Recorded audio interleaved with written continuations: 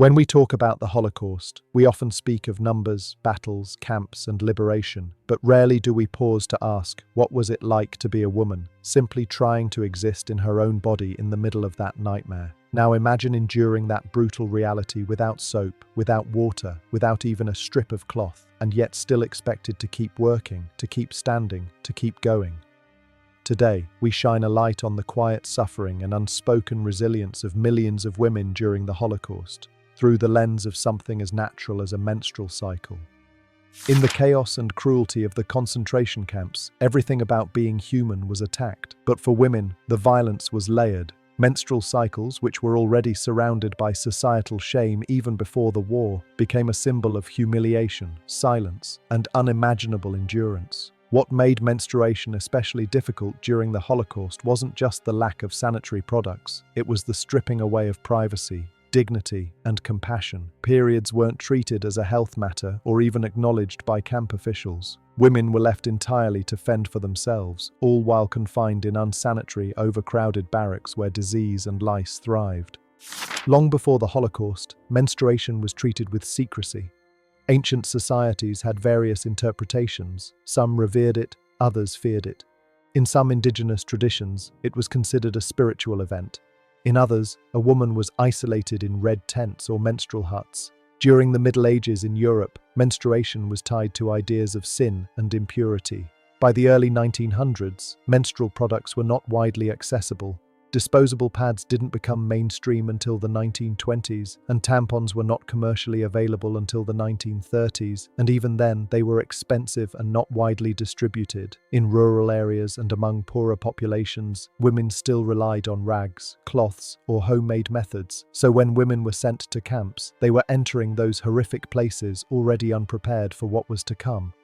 In the camps, women made rags from what little fabric they had, often from undergarments issued to them upon arrival. These small pieces of cloth were treasured and hidden like valuables. They were reused over and over, rinsed discreetly if water was available, and tucked away beneath straw mattresses to dry. But washing wasn't always possible. Water was rationed, and in some areas only the kitchen barracks had access to it, meaning it was guarded and out of reach. Some testimonies describe how women would steal moments at night to try and rinse rags or wipe themselves with scraps of paper or leaves. Others recall simply bleeding through their clothes, unable to do anything at all. Women would do anything they could to prevent stains, which often led to public shame. Many wore multiple layers to avoid visible bleeding, though this was nearly impossible in summer months when the heat made extra clothing unbearable. There were no painkillers, no hot water bottles, no toilets with doors, just a woman, her body, and a fight to survive without relief.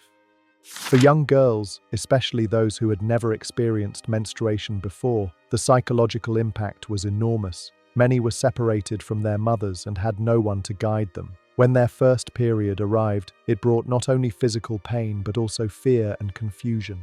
In this bleak environment, older women became a source of guidance. They taught the girls what little they knew, comforted them through their first cycles, and offered emotional support despite their own suffering. These were not small acts. They were acts of maternal love and shared humanity in a place where both were nearly extinct. And then, something even more disturbing began to happen. After a few months, many women simply stopped menstruating.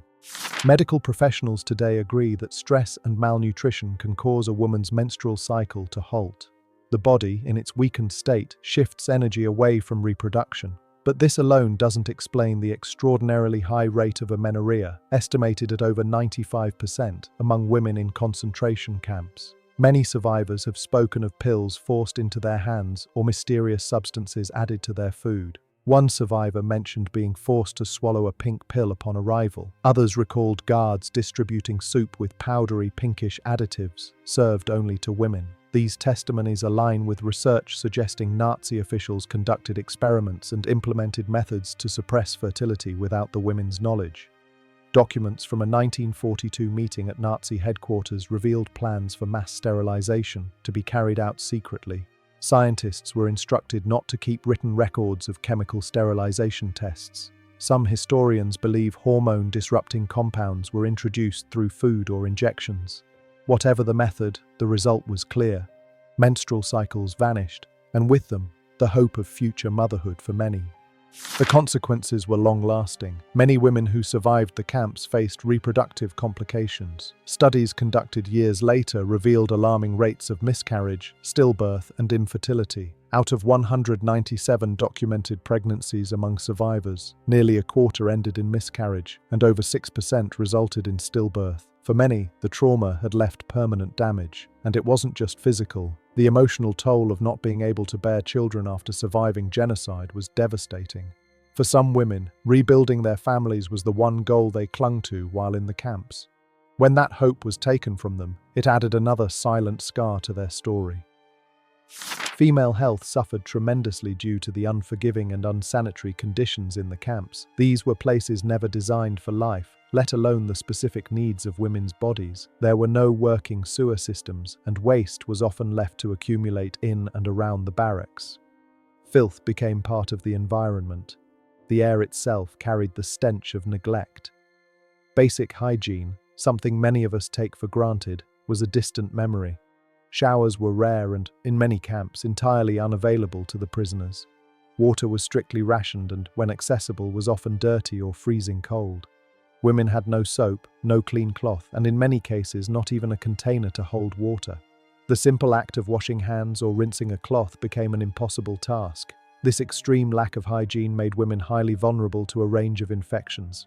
The female body, by nature of its anatomy, is particularly susceptible to bacterial overgrowth when exposed to unclean conditions. As a result, urinary tract infections became common, along with bacterial vaginosis, yeast infections, and other painful conditions. These were not minor irritations. Without medical treatment or rest, they developed into chronic infections marked by severe discomfort, burning, swelling, discharge, and constant pain. Fevers would come and go, and inflammation made even basic movements agonizing. And yet, these women had to keep going. They stood in long lines, endured roll calls in the freezing cold, and performed hard labor with their bodies in a state of continuous distress. Every step was a struggle, and there was no space, no time, and no mercy for healing. The suffering of women in concentration camps was distinct, not in quantity, but in nature. Men and women both endured unspeakable brutality, but for women, there was another layer of anguish. The experience of surviving in a body that required care and understanding, yet received none. It wasn't just about avoiding death. It was about managing pain, bleeding, and emotional strain without resources, privacy, or rest. It was about feeling shame for something completely natural, while being forced to carry on as though nothing was wrong. There were no sanitary supplies, no quiet spaces, and no leniency. The entire environment was structured to erase the individual, but for women, it was also a direct assault on their biological identity. Despite all of this, women formed invisible networks of support. They looked after one another when no one else would. Older women guided younger ones through the frightening realities of their changing bodies. They shared cloths, offered whispered advice, gave up food, and showed affection in moments when affection could mean punishment. When liberation finally came, the suffering didn't end. It changed. The world outside the camps expected survivors to return to normal, but for many women, their relationship with their own bodies had been forever altered. Some had never experienced a healthy cycle and had no understanding of what it was supposed to feel like. Others had lost their periods completely and never regained them. For many women, infertility became an unexpected heartbreak in the years after. Survivors who had dreamed of motherhood discovered that the trauma, both physical and emotional, had taken that future from them. Doctors didn't always understand what had happened, and mental health support was almost non-existent. There was no formal language for the layered grief they carried. The grief of lost time, lost health, and lost possibility. Society urged them to move forward, to marry, to have children if they could, and to help rebuild a broken world. But no one asked them what they needed to heal. This story is not just about pain, it's about resilience. It's about women who, despite every effort to destroy them, protected each other, adapted in unthinkable conditions, and quietly fought back by surviving. When we share these stories, we're not just filling in gaps in our history books, we're giving a voice to those who never got to speak about this part of their lives. We're honoring strength in its quietest, most human form. Let us never forget that even in the worst places, women found ways to hold on to themselves and to one another.